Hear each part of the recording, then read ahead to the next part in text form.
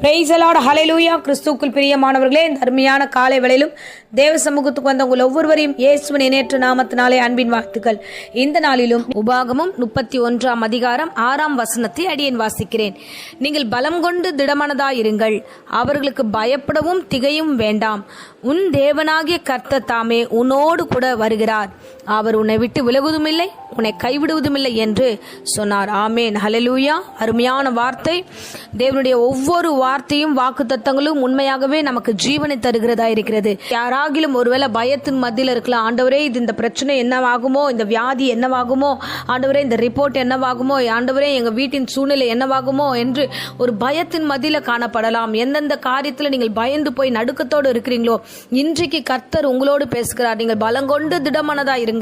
எந்த காரியமானாலும் சரி, கர்த்தர் உங்களை விட்டு விலக மாட்டார். அவர் உங்க கூடவே தான் இருக்கிறார். அதனால எந்த காரியத்தை குறித்து நீங்க பயப்படாதீங்க. பயப்படவும் வசனம் சொல்லுகிறது, அவர்களுக்கு பயப்படவும் திகையவும் வேண்டாம். எந்த விஷயமானாலும் உங்களுக்கு எதிராய் வருகிற காரியங்களில் நீங்கள் பயப்படவும் திகையவும் வேண்டாம், நீங்க தைரியமா இருங்க என்று இந்த வேளையில ஆண்டவர் சொல்லுகிறார். பாருங்க, பவுலுடைய வாழ்க்கையில மிகப்பெரிய ஒரு பிரச்சனை வருகிறது.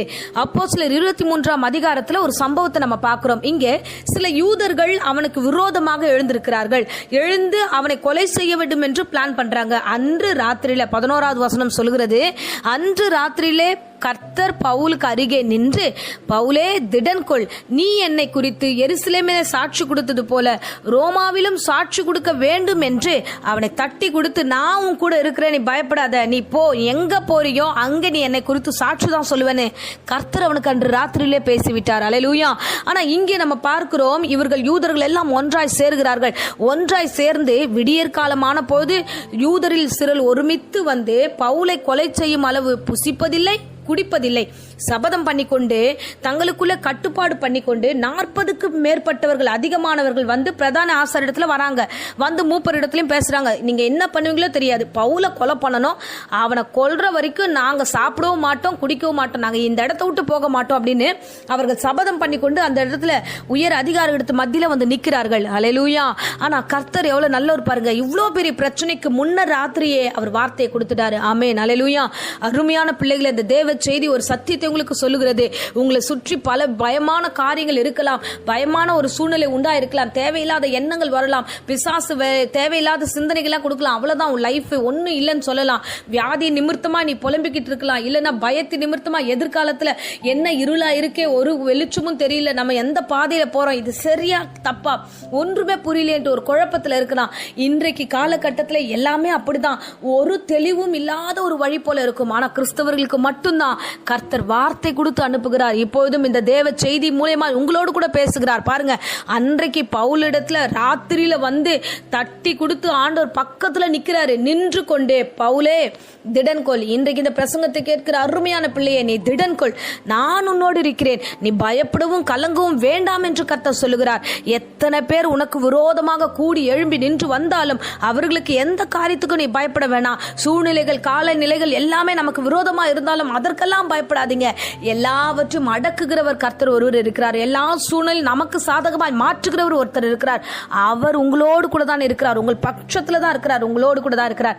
ஒரு பிரச்சனை வருகிறதுன்னா தம்முடைய பிள்ளை அவர் கைவிடவே மாட்டார். அதுதான் நான் உன்னை விட்டு விலகுதுமில்லை, உன்னை கைவிடுதல் என்ற வசனத்தை நம்ம வாசிச்சோம். முன்னதாகவே என் பிள்ளை எங்க பயந்துருவானோ, என் பிள்ளை எங்க பயந்துருவாளோ அப்படின்னு அறிந்து வார்த்தைகளை முன்னிட்டு கர்த்தர் சொல்லுகிறார். நீ முன்ன காலத்துல, ஒரு காலத்துல சாட்சியா எனக்கு நின்ன, நிறைய இடங்களை பிரசங்கித்த, நிறைய இடங்களை சாட்சி சொல்லிக்கிட்டே இருந்த, ஆனா இன்றைய காலகட்டத்தில் இன்னொரு இடத்துலயும் உன்னை நான் நிக்க வைக்கிறதுக்காக தான் இந்த காரியங்கள் அனுமதிக்கிறேன் அப்படின்னு கர்த்தர் சொல்லுகிறார். பாருங்க, எதை குறிச்சும் பயப்படாதீங்க, தைரியமா இருங்க. ஒரு நெருக்கடியா, ஒரு பிரச்சனையா, ஒரு சூழ்நிலையா, கடன் தொல்லையா, வியாதியா, இந்த இடத்துல எல்லாம் நிக்கிறீங்களா, இன்னாண்டவரே நான் இப்படி நிக்கிறேன், எனக்கு ஒரு நெருக்கடி இருக்கு, எனக்கு பயமா இருக்குன்னு இருக்கீங்களா, இங்கே கர்த்தர் உங்களுக்கு செய்ய போற சாட்சியான காரியத்தை கண்டு அநேகருக்கு முன்பதாக நீங்க போய் நிற்க போகிறீர்கள். பாருங்க, பவுலுக்கு விரோதமா இத்தனை பேர் வந்தாங்க பாருங்க, ஆனாலும் கர்த்தர் அவனோடு கூட இருந்தபடினால ஒருத்தர் கூட கைப்பட முடியாத அளவுக்கு பெரிய அற்புதத்தை கர்த்தர் செய்தார். ஆமே, உங்களோடு கூட கர்த்தர் இருக்கிறார். எதை குறிச்சும் பயப்படாதீங்க, தைரியமா இருங்க, திடமானதா இருங்க. அதுதான் வசனம் சொல்லுகிறது. நீங்க பயப்படாமலும் நீங்க கலங்காமலும் திடமானதா இருங்க, நான் உங்க கூடவே இருக்கிறேன் என்று கர்த்தர் சொல்லுகிறார். இப்பொழுதும் அடியேன் உங்களுக்காக ஜெபிக்கிறேன். அன்பு ரட்சகா, இந்த அருமையான சத்தியத்திற்காக நன்றி. பவுலோடு கூட இருந்து முன் ராத்திரியே நீ திடப்படுத்தினது போல அப்பா, இந்த வேளையிலும் அப்பா என் பிள்ளைகளோடு கூட இருந்து அடியேனையும் என்னையும் ஆண்டவரே என் பிள்ளைகளையும் ஆண்டவரே நீ திடப்படுத்துற கிருபைகளுக்காக ஸ்தோத்திரம் ஆண்டவரே. அப்பா கொடான கொடி நன்றி நன்றி நன்றி ஆண்டவரே. இந்த வேளையில் ஆண்டவரே யாரெல்லாம் எங்கெல்லாம் இந்த பிரசங்கத்தை கேட்கிறார்களோ அவர்களுக்கு நீ தைரியத்தையும் பலத்தையும் கொடுத்து வழி நடத்துவீராக. பயப்படாதே பவுலே என்று சொன்னது போல ராஜா இந்த பிள்ளைகளிடத்தில் சொல்லியிருக்கிறீர், கூடவே நிற்கிறீர். அதற்காக ஸ்தோத்திரம் ஆண்டவரே. இவர்களுக்கு விரோதமாக உருவாக்கப்படுகிற எந்த ஆயுதம் வாய்க்காதே போகட்டும். அது இயற்கையானாலும் சரி ஆண்டவரே, செயற்கையானாலும் சரி ஆண்டவரே. மனுஷர்கள் எப்பேற்பட்ட ஆண்டவரே தந்திரங்களை செய்து கொண்டு வந்திருந்தாலும் உம்முடைய பிள்ளையை நீர் பாதுகாத்துக் கொள்ளும், ஆசீர்வதியும். ஒரு விசையாய் கூட கர்த்தாவே பிசாசின் ஆண்டவரே தந்திரங்கள், போராட்டங்கள், வியாதிகள், பலவீனங்களை உண்டு பண்ணுகிற சாத்தானை இயேசுவின் நாமத்தில் சபித்து கட்டுகிறேன். கர்த்தர் கூட ஏறும், வழி நடத்தும், பாதுகாத்துக் கொள்ளும். இயேசுவின் நாமத்திலே ஜெபித்து ஒப்பு கொடுக்கிறேன் ஜீவனுள்ள நல்ல பிதாவே. ஆமேன் ஆமேன். Praise the lord. God bless you.